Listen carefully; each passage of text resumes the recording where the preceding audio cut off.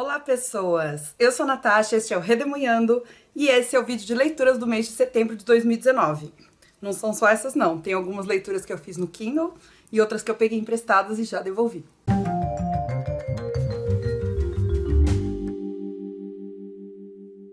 Então, como eu disse, além das leituras físicas que eu trouxe aqui pra vocês, eu li mais alguns livros em e-book e outros emprestados, que eu peguei emprestado e que não estão aqui comigo, mas vai magicamente aparecer a capinha aqui, tá bom? O mês de setembro aqui na minha cidade teve um festival chamado Festa Litero-Musical do Parque Vicentino Aranha. Eu comentei com vocês sobre essa festa literária nos outros vídeos de book haul e de leituras do mês de agosto.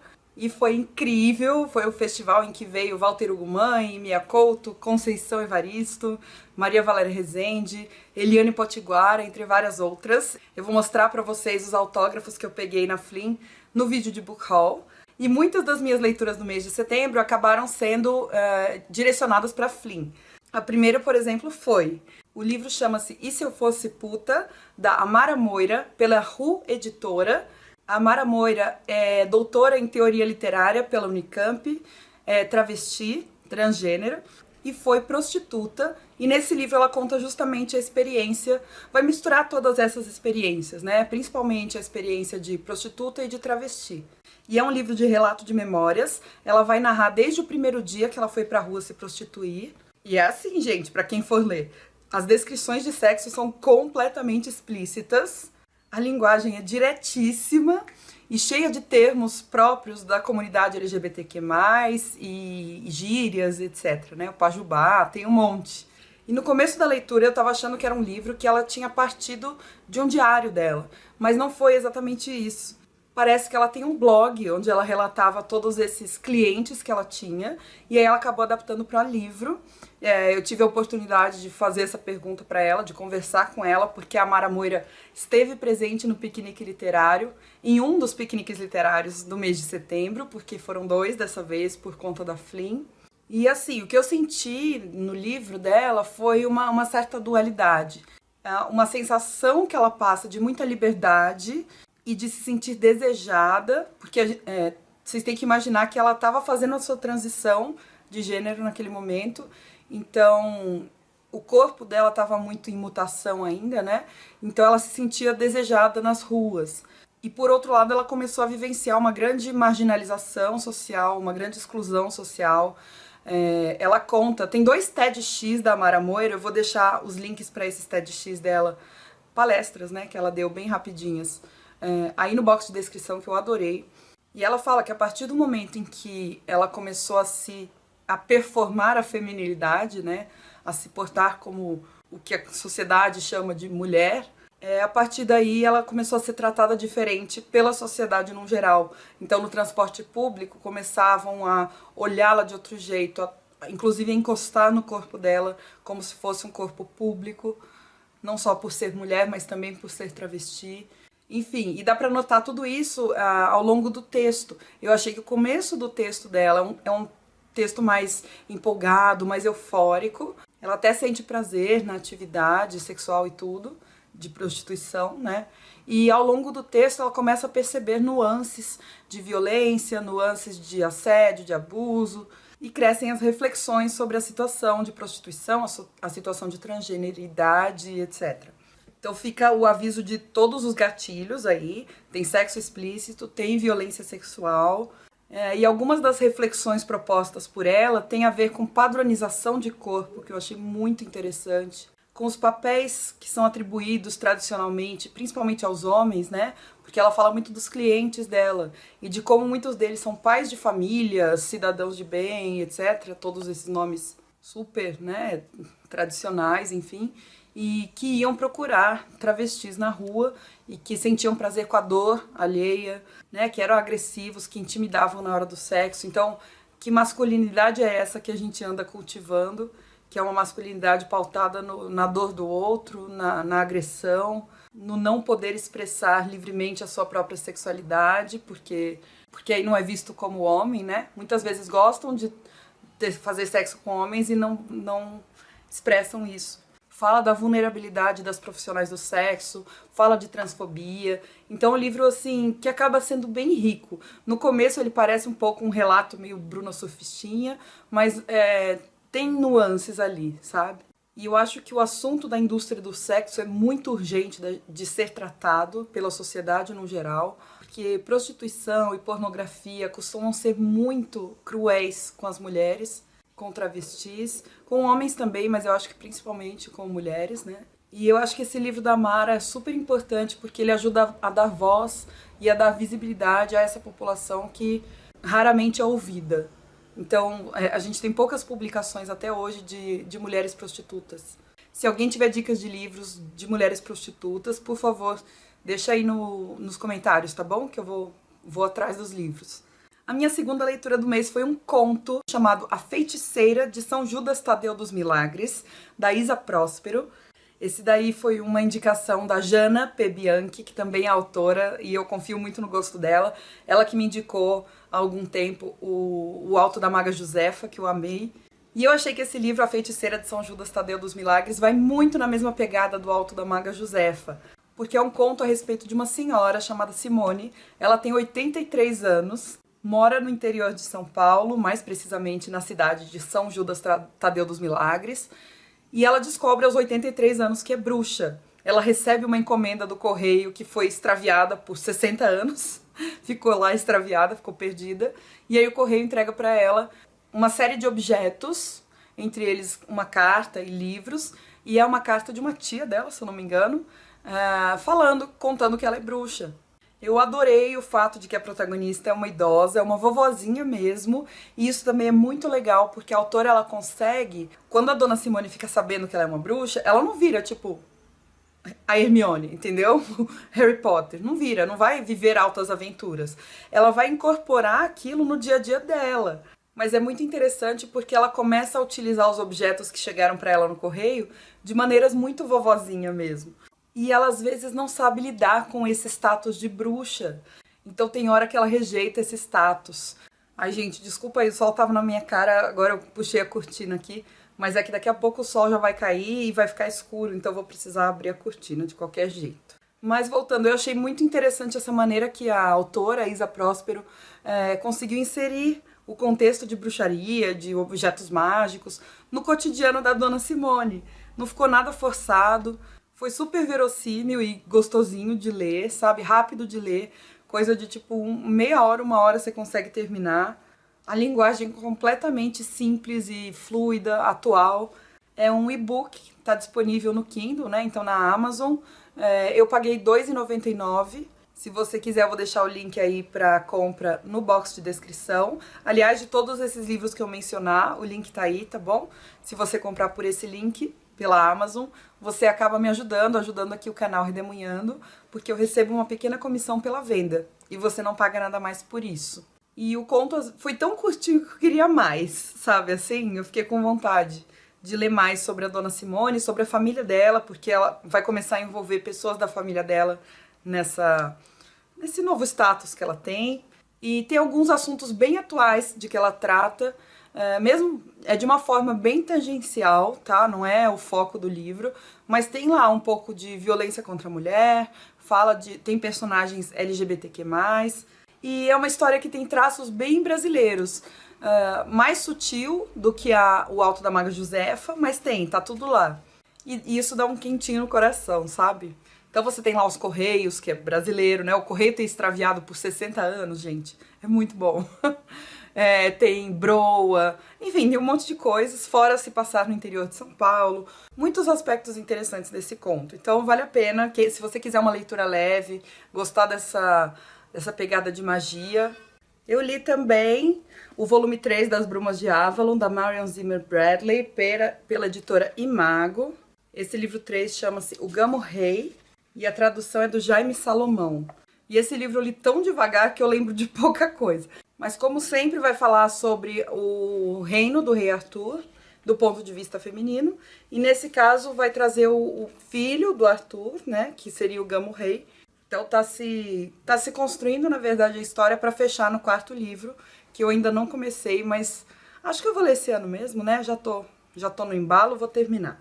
Li 2 livros de estudo de filosofia da minha graduação, Filosofia da Religião, do Adriano Antônio Faria, pela editora Intersaberes. Até que foi um livro que eu gostei, principalmente dos capítulos finais, porque os capítulos iniciais ele vai definir o que é a história da religião, vai falar dos autores clássicos, né, como é que a religião aparece no helenismo e nas filosofias gregas, e vai falar da patrística e da escolástica na época medieval, e também do humanismo e das filosofias críticas, tipo existencialismo. Mas o que eu mais gostei foram os 2 últimos capítulos que falam sobre o sagrado e o profano, e ele vai definir o que é o sagrado, né, o que é sacralidade, vai falar de ritos, festas e símbolos, enfim. E o 6º capítulo, que fala sobre as matrizes religiosas na formação do povo brasileiro. E aí vai tratar das tradições religiosas ocidentais, das orientais, das afro-brasileiras e das indígenas. Essa parte foi a que eu mais gostei de todas. Li também o História da Filosofia no Brasil, de Ademir Antônio Engelmann, Derli Adriano Engelmann e Maria Elisa Leite Correia, pela editora Intersaberes. Esse aqui eu não gostei muito, apesar de ter bastante informação nova, que eu não sabia, eu achei que na parte de história, de contextualização histórica, dá umas escorregadas muito feias. Por exemplo, de comparar senhor de engenho com um nobre medieval, que assim, dá pra traçar uns paralelos, mas não pra comparar muito diretamente, sabe? E eu achei a comparação muito direta. Tem outras coisas também, mas essa talvez tenha sido o meu incômodo mais gritante. Eu li um que eu não estava esperando ler, eu li por causa da Flynn, teve um encontro do Leia Mulheres durante a Flynn, e o livro foi Fome, da Roxane Gay, pela editora Globo Livros, e a tradução é da Alice Klesk. O subtítulo do livro já descreve o que o livro é uma autobiografia do meu corpo. A Roxane Gay, que é a autora, ela tem também um TED, uma palestra no TED, vou deixar o link aí no box de descrição. Eu achei sensacional. Nessa palestra ela não está falando do corpo dela especificamente, mas ela está falando a respeito de ser uma má feminista, que é o nome do outro livro dela.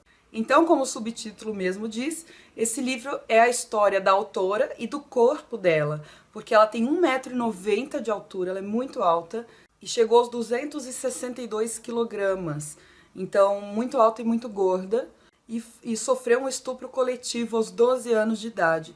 E a partir daí ela vai contar o trauma, daí o nome Fome, né, de como ela tentava se proteger por exemplo, né, do trauma do estupro, como ela tentou se proteger por meio de comer obsessivamente. Inconscientemente, essa é a análise que ela faz, né, é que inconscientemente o corpo dela, se estivesse deformado, seria menos desejável. Se estivesse gordo, e aí que tem, né, a analogia entre gordura e falta de desejo, ou repulsa, que é uma coisa muito, muito profunda na nossa sociedade, muito arraigada, e muito grave, eu diria. No capítulo 5, ela diz o seguinte, abre aspas, o que você tem de saber é que a minha vida é dividida em 2, repartida de forma não muito caprichosa, ao antes e o depois, antes de engordar, depois de engordar, antes de ser estuprada, depois de ser estuprada, fecha aspas. Gente, é um livro muito forte, eu não estava esperando ler esse livro, eu não tinha planos de ler esse livro, já tinha ouvido falar, mas não tinha dado nada por ele, e eu achei, principalmente o início do livro, muito forte, porque ela trata diretamente dessa questão do estupro e do corpo dela, como é que ela respondeu a esse estupro, porque ela não contou pra ninguém. Ela não contou pra ninguém da família dela. Aliás, a família dela, no livro, aparece de uma forma muito bonita, sempre como uma âncora, sempre como um porto seguro, e mesmo assim ela não teve coragem de contar. Assim, é um livro que retrata muitas violências diferentes. Então, a padronização corporal, a disciplinarização do corpo, que atualmente é como se fosse uma exigência, gordofobia, autoimagem corporal. Ela fala dos profissionais de saúde, principalmente médicos, que deveriam estar ajudando e muitas vezes diminuem o paciente e reduzem, não só diminuem, mas reduzem o paciente a sua gordura, né, causando mais danos do que ajudando. Ela fala de traumas, de relacionamentos abusivos, fala da violência sexual, obviamente. Então, muitos gatilhos envolvidos nesse livro, tá? Se você não estiver se sentindo muito bem, não recomendo que leia esse livro agora. Eu achei muito interessante porque ela faz um retrato de como o corpo gordo é visto desde os reality shows, aqueles de perda de peso, até a linguagem do dia a dia. Ela pega desde artigos científicos até propagandas. E o que eu senti é que esse livro claramente é terapêutico para a autora, tanto que ela chega a ser repetitiva em várias ideias, como se ela estivesse organizando aquilo pela escrita para poder assimilar. E o estilo dela, inclusive, o estilo dela é muito direto, muito dinâmico, frases curtas e objetivas, e isso dá a impressão de que é como se ela fosse jogando no papel os pensamentos dela, porque os pensamentos deveriam estar muito acelerados, né, muito picotados, e ela estava jogando aquilo no papel. Pelo menos essa foi a impressão que eu fiquei. Como toda biografia, nesse caso é uma autobiografia, é um esforço de memória, e eu senti também que a autora tem muita consciência dos silêncios, das lacunas, das reconstruções, porque a nossa memória, ela não se lembra das coisas como elas foram, exatamente, né? Mas sim como essas coisas vão se reconstruindo ao longo do tempo. A cada vez que você lembra de alguma coisa, você lembra diferente. E ela fala abertamente sobre o fato de não se lembrar de muitas coisas. Além da família ser um elemento fundamental aí no livro, na vida da Roxane Gay, a gente tem a leitura e a escrita como a válvula de escape que ela encontra, uma fuga, e ao mesmo tempo a fabulação como uma forma de sobrevivência, sabe? É um livro que é um soco no estômago, um relato assim doloroso e muito sincero da experiência da Roxane, da autora, com o seu próprio corpo, e eu acho que traduz muito, mas muito dos nossos dias atuais, de como as pessoas enxergam os corpos gordos, as mulheres gordas, as mulheres negras e gordas, porque a autora é negra e gorda. Ela é norte-americana e os pais dela são haitianos, então ela é quase haitiana. E foi realmente uma leitura pesada para mim, um pouco indigesta, principalmente no início, que eu achei mais pesado. No final ela começa a diversificar um pouco, mas no começo mexeu muito comigo. Um livro importantíssimo, gente. Não sei como é que eu não tinha, sei lá, me animado para ler ainda. Ainda bem que teve esse Leia Mulheres, que meio que me obrigou a ler esse livro, sabe? Ó, só para finalizar a falar desse livro, no capítulo 7 a autora fala assim, abre aspas, meu corpo é uma jaula, meu corpo é uma jaula feita por mim mesma. Eu ainda estou tentando descobrir um jeito de sair dela. Venho tentando descobrir uma saída há mais de 20 anos. Então é um livro muito angustiado também, sabe? Então toma cuidado aí com o momento que vocês forem ler. Mas é um livro muito bom, acho fundamental que seja lido. Li também em setembro, para Flynn, A Máquina de Fazer Espanhóis, do Walter Ugumãe, pela Biblioteca Azul. Livro magnífico. Esse livro é a história de um homem de 84 anos. Então também tem um idoso como protagonista, olha só, 2 no mesmo mês, né? Eu acho que a cada vez mais os idosos vão começar a serem protagonistas de várias histórias, porque a nossa sociedade está envelhecendo mais e isso se torna uma questão muito importante de ser debatida, de ser refletida a respeito. Então, esse nosso personagem chama-se Antônio Silva, e o Antônio Silva perde a sua esposa, ela falece. E a partir desse momento ele é colocado num lar, ou seja, num asilo, né? E é um livro muito lindo, muito, eu achei forte também, mas de outro jeito, não do mesmo jeito que o da Roxane Gay, porque no começo que ele é colocado no asilo, o Antônio se sente esmagado, se sente sufocado pelo luto recente, e aos poucos ele vai começando a conhecer outras pessoas ali no asilo, a amizade passa a ser algo muito importante. Ele narra pra gente o tempo todo suas reflexões acerca da velhice, da morte, da solidão, a amargura dele vai e volta. A gente vê que tem momentos que ele tá um pouco mais doce, outros momentos que ele tá mais amargo, mais azedo. E esse foi o livro oficial do Piquenique Literário de setembro. A discussão foi ótima. Cada pessoa que leu observou ou ficou mais apegada a um ponto diferente do livro. Isso foi muito interessante. É um livro extremamente rico. Para mim, o que se destacou, apesar de eu reconhecer que essa questão da velhice, da morte, é o cerne do livro, né? Ou seja, é como se fosse a espinha dorsal do livro. Eu acho que tem muitas coisas paralelas ditas aqui.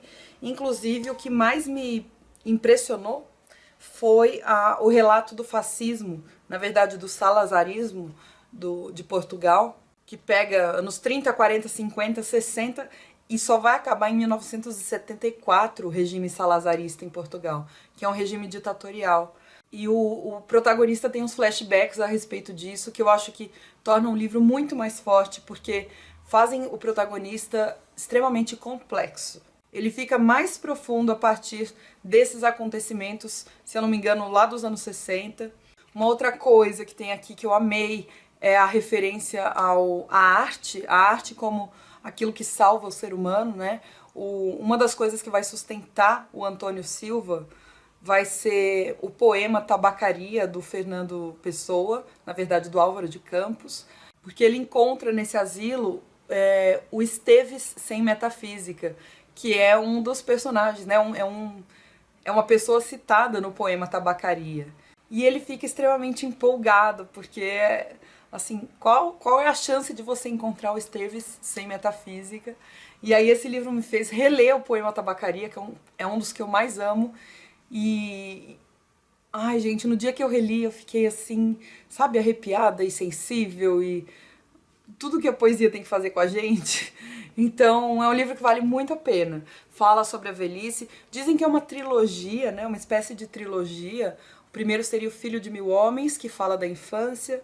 Depois a desumanização, que eu acho que é a fase da juventude. E esse daqui, A Máquina de Fazer Espanhóis, que fala a respeito de velhice, da terceira idade. Muito, muito recomendado. Acho que os personagens são um grande forte do Walter Ugumãe. Ele sabe construir personagens muito bem. E o livro inteiro é forte. Achei que o final é ótimo. Vocês sabem que eu sou exigente com o final. Eu gostei bastante do final. E quanto à linguagem, isso é que bastante gente estranha.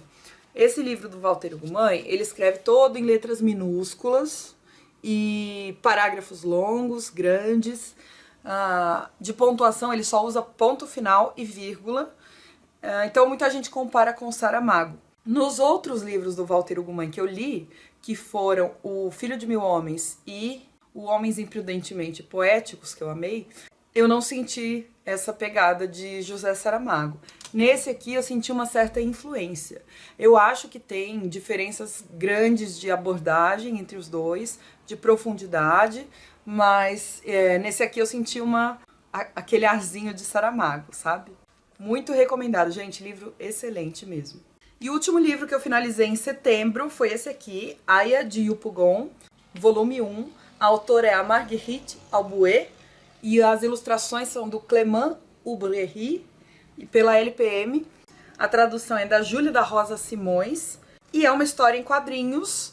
Quem me emprestou foi uma aluna minha, Gabi. Ainda tô com mais uma HQ dela aí pra ler, a HQ do Capitão América. E olha aqui, que traço lindo. O que eu mais gostei foram as cores.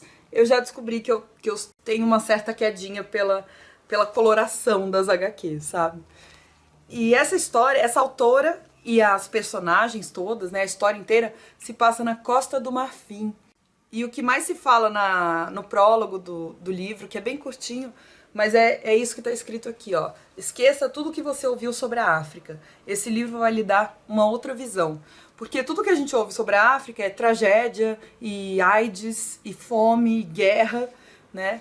E nesse livro a gente vai conhecer a Aya e mais duas amigas dela, e a vida normal delas nos anos 1970, na década de 1970.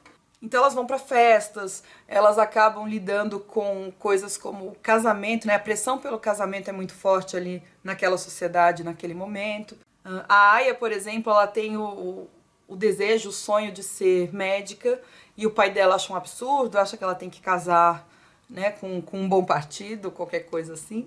Mas é um livro muito bonito, toda a ambientação é legal, olha só que lindo. As roupas você percebe que fazem parte ali daquela cultura, né? No final da HQ tem umas diquinhas, então, por exemplo, aqui tem um vocabulário com algumas palavras que são usadas lá, gírias principalmente.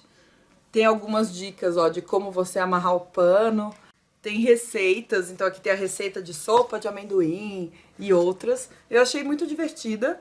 Nada extraordinário, confesso, assim, não foi uma HQ que eu achei, assim, maravilhosa e incrível. Mas eu gostei de ter lido e foi muito o que eu precisava, sabe? Eu tô, inclusive agora, eu estou gravando, mas eu tô em plena semana de correção de provas, que é uma semana que eu fico louca. Ontem eu peguei essa daqui, li rapidinho, não me atrapalhou, né, no cotidiano, aí na correção das provas, e valeu muito a pena. Obrigada, Gabi, pela HQ, eu já te devolvo, e eu preciso ler o do Capitão América. Então é isso, gente, essas foram as minhas leituras do mês de setembro. Não se esqueçam de dar um joinha, por favor, se você gostou. Comenta aí embaixo comigo se você já leu algum desses que eu mostrei. Nossa, do Walter Ugumãe eu achei que foi provavelmente a minha melhor leitura do mês. O Fome, da Roxane Gay, eu gostei muito. Que mais? A Feiticeira de São Judas Tadeu dos Milagres, sensacional. O livro da Amara Moira, a conversa que a gente teve com a Amara Moira foi muito transformadora pra mim. Ela é uma mulher segura, consciente, ponderada de tudo que ela fala, então foi assim incrível. Dá vontade de ser amiga da Amara Moira, sabe? De tão bem que ela fala, de tão bem que ela conversa. É uma delícia ficar perto dela. Se vocês tiverem a oportunidade de vê-la falar, dar uma palestra, qualquer coisa assim, façam, porque vale muito a pena. Certo, gente? Obrigada pela companhia. A gente se vê no próximo vídeo. Um beijo. Tchau.